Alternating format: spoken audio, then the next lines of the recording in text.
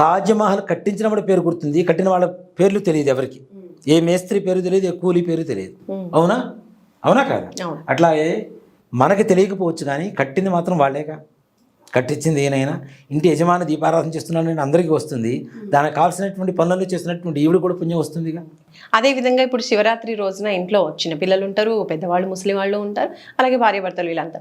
అయితే అందరూ చేసే అంటే ఉపవాసం దీక్ష అనేది చిన్నపిల్లలు చేయలేకపోవచ్చు, పెద్దవాళ్ళు ఆరోగ్యరీత్యా చేయలేకపోవచ్చు.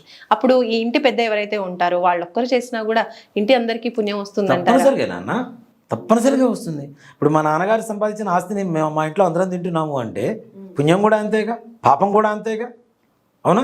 కాబట్టి పుణ్యం, అందుకనే మనం వంశ పూర్వీకులు చేసినటువంటి పాపపుణ్యాల ఫలితం మనం తప్పనిసరిగా అనుభవిస్తూనే ఉంటాం. ఆస్తుల్లాగానే రోగాలు కావచ్చు, పాపం కావచ్చు, పుణ్యం కావచ్చు, ప్రతి ఒక్కటి కూడా ఇంటి యజమాని చేసేటువంటిది. ఇప్పుడు సింపుల్ నాన్న, నా కొడుకు సరిగా మంచి ప్రవర్తన లేదు అనుకుందాం, ఎవరినంటారు?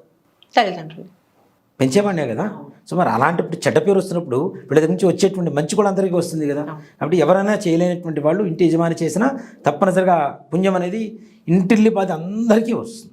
దాంట్లో ఏమాత్రం కూడా సంశయం లేదు.